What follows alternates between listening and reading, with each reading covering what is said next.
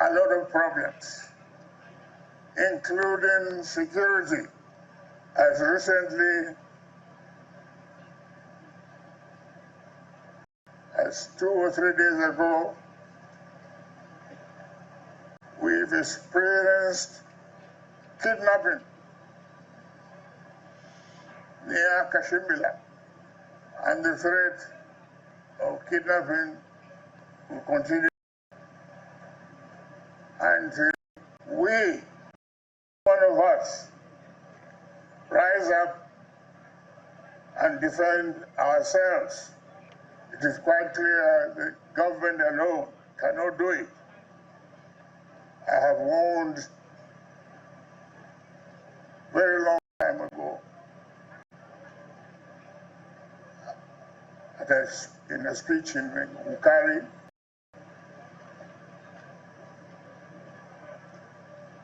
that our people must be prepared to defend themselves.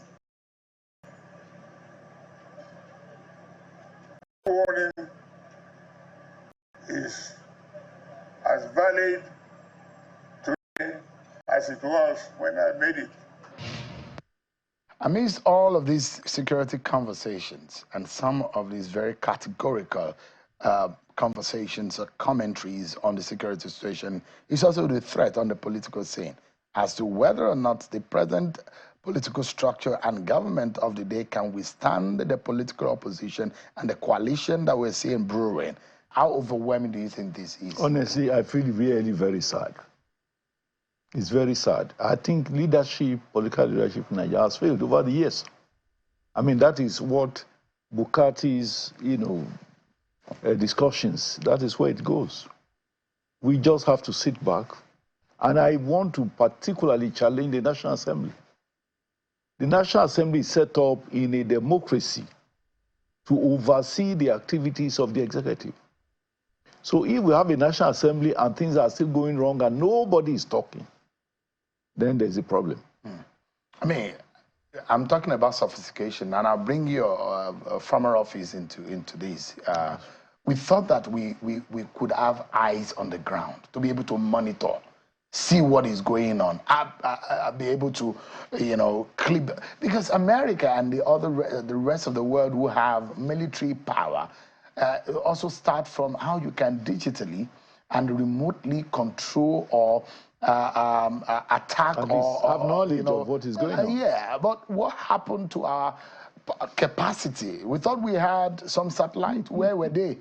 Well, interestingly, even apart from the issue of insecurity, if we had a satellite system that is really working and in place and has capacity, it is enough for us to make much more money than we're even making from oil. Today, most government agencies do not patronize the Nigerian satellite communications, agency. The NICOMSAT. They rather patronize satellite companies from Europe, from Asia, and so on and so forth, because there's no trust that our one satellite agency, because in a country where you have just one satellite in the orbit, who would have confidence in patronizing you? Suppose the thing crash, all their data, all their information will be lost. But we had two. One was lost in. We used to have two that the Chinese helped us. We had one. It's all the Chinese. We had one. It collapsed, it crashed, and then we had another one. And I want to remember that while I was in office, I made an effort to acquire 2 more satellites. I went to China, negotiated with the company manufacturing the satellite. They agreed to do 2 extra satellites for us at the cost of $550 million. And I went to China Exim Bank, negotiated, they agreed to pay for these 2 satellites. But some people in government blocked it. Who are these people? Well, unfortunately, some power people in our government. In the presidency or within the cabinet? In the presidency and within the cabinet. Who are these people? Well, I think There's no point going No, into our all nation needs to. We need to call out people who are. It was blocked. You see, it was blocked. Well, maybe you did not. Your proposals were not concrete. They were not watertight. They were, but you know the kind of government we were running. It was blocked. Because, I mean, I understand that with this is actually very related to our own field here in the media, because the capacity of even the one satellite that we have, government is not even utilizing it. They don't, so because we do not even have... itself is patronizing foreign satellite companies, unfortunately. And we left the ones that we... And we left it. It's unfortunate. So I mean, and that and there are no policy to mandate government agencies to use our own satellite. These issues we are discussing should be a wake-up call to the National Assembly. The satellite that we have when you were in office, and I imagine that is still what we have it's still there. Yeah, does it have the capacity to give us eyes on the ground at any point in time? But it has no. I mean, it's just like if you are a transport company and you are applying Lagos and Abuja. Which sensible transporter will patronize you if you don't have an extra tire? I mean, that's just the analogy. No, but for the basic security work, could he have done, or does he have the capacity to do it? It would have done, but I have said it, no extra. No backup. No backup. But without backup, you can still run. Of course, yes. Yeah, so I'm saying that, does he have the capacity to aid military operations? Of course it has, if the military would trust in them. So the problem is the trust. There must be trust. So we have a tool, but we don't use it. No, we don't, unfortunately. And I am challenging the National Assembly, I'm challenging even NECOMSAT to speak up, get assistance to get properly equipped so that they can do their patriotic duty to Nigeria. A lot of the trouble now, you are a staunch APC man. Yes, I am. You were in everywhere, going around preaching Bola Tinubu and the renewed hope agenda. Yes. You hear some of these stories about the situation of the country. Are you worried? Do you feel sometimes ashamed to even go out in the public and talk about the renewed hope agenda? My thinking is that all that we need to do is to continue to remind the people in the executive that they have work to do. Nigerians have entrusted us with the opportunity to assist them. So if we have an executive and we have a legislature, we must remind them that they have a binding duty, a patriotic duty to do the needful. They should go out to do the extraordinary in order to keep Nigeria safe. So you think that the government is not doing enough to convince Nigerians? I rather want to encourage them to continue to work harder. But not enough. I mean... No, they must work harder. Perhaps... they have people in all offices, relevant offices. Those people should be invited to work much harder. Let's take a breather, everyone. But when we return, there is, in fact, a very worrisome political situation in the country. I'm speaking with a very strong chieftain of the APC in Adebayo, Shittu. And the conversation is going to be around the Tinubu and the northern political pressure. Can the Tinubu and the APC, as it's presently constituted, withstand the heat coming from the political structure in northern Nigeria? We'll be right back after this break. Join us again. Thank you so much, everyone, for staying with us. Our former Minister of Communication, Mr. Adebayo Shittu, has been speaking with us on the program. Thank you so much, Mr. Shittu, for your time tonight. You're welcome. What is this agitation in the north against your party? And there were talks, you are of the CPC block of the APC, that some of you are planning to leave the APC. Are you one of those that are planning? I can never leave APC. You can never? I can never. I'm a very loyal member of the party. I have not seen what would justify my leaving. That is one. Number two, when you talk of CPC, you are talking of a dead horse. The party has since, gone into oblivion. We had to dissolve CPC, AC had to dissolve, other parties had to dissolve for us to become APC. So now it becomes convenient for some people, for whatever selfish and self-serving, reasons, they use the name, the glorious name of CPC. And all this, the laughable thing about it, they even say that Some people cannot talk on behalf of CPC, as if CPC is exclusive to a... Who are these people that are brewing the exit stories? To the best of my knowledge, I know the former Attorney General of the Federation, is one of the leaders, and a few other people there. They are aggrieved. Well, for whatever reason, I don't see what the grievance is. What are they saying? What did they say? They are just saying that they won't go again with APC. I don't know what was their contribution when they were with APC. I mean, a lot of them spent, were in government for the past 8 years. I mean, what did they use those periods to do for the people of this country? And it is, to me, it is like, because they have become used to being in government, they think that any government which comes into office and does not bring them on board, that government would have offended. Their thinking is the run of play does not favor them. Exactly, that's the only thing. They are not being carried along. That is the feeling. They think so, but there are many of us, even within, who are still loyal to, APC, who have not gotten what we actually wanted. But that is not enough for us to behave like prostitutes. So you are still patient? We will be patient. And open. Because you see, what God does not give you, nobody can give you. So, how would you then describe, well, of course, you know that former governor of Kaduna State, El-Rufai, is also... You see, El-Rufai has a special case.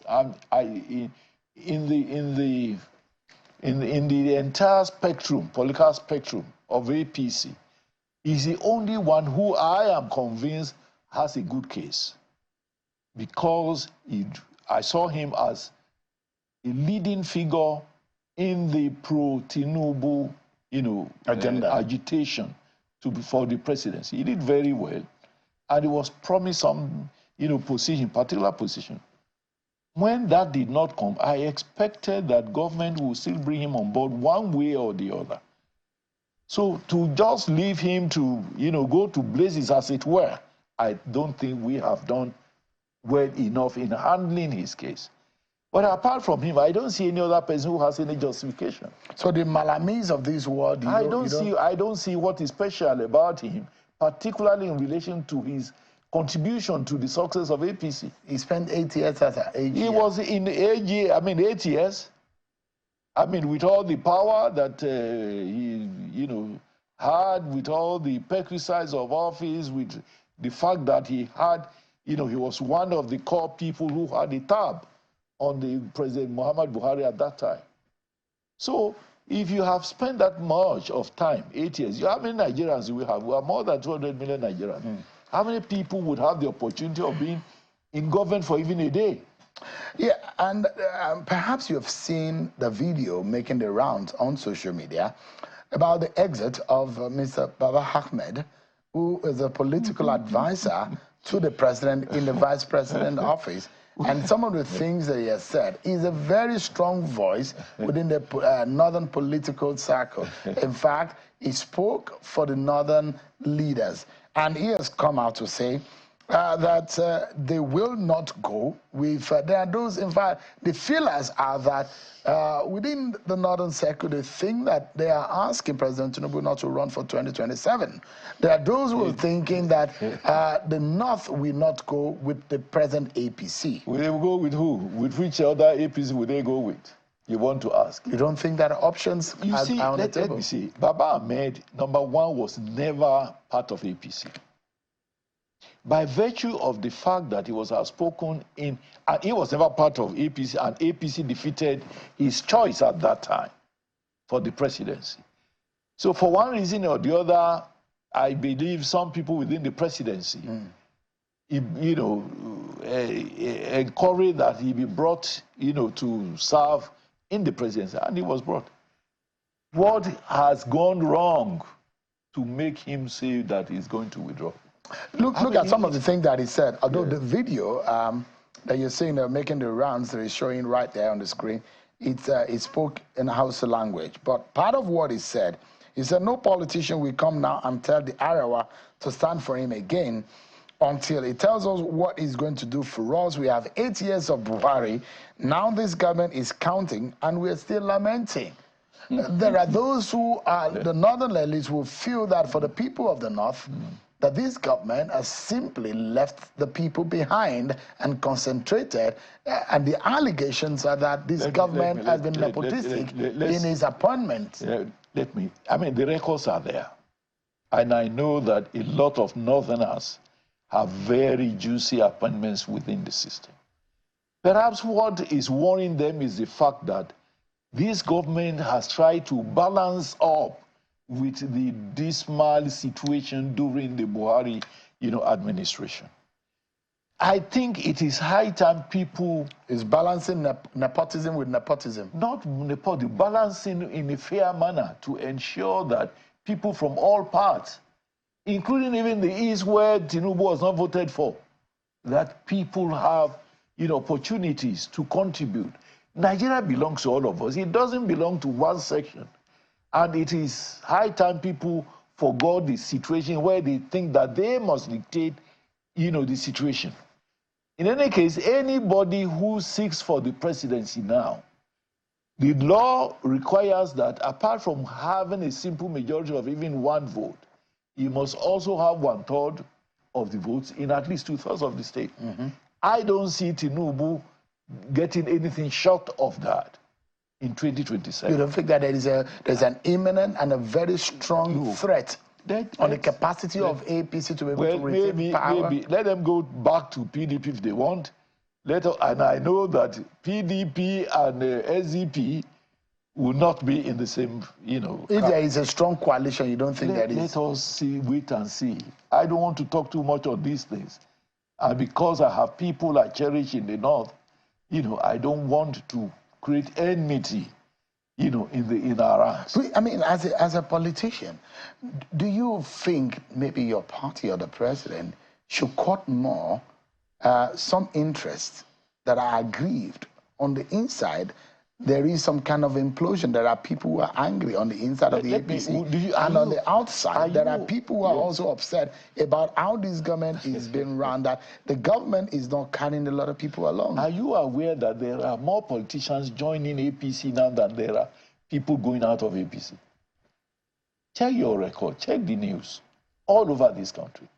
So that is enough reason for this, the president and the APC I am not saying to become president. There's no cause for alarm. The wave, you think, the tide of the wave that we're seeing right now is not troubling? It's not, as far as I'm concerned. The Atiku and the possible coalition, Atiku, does it not bring fear to you? Abandoning his PDP.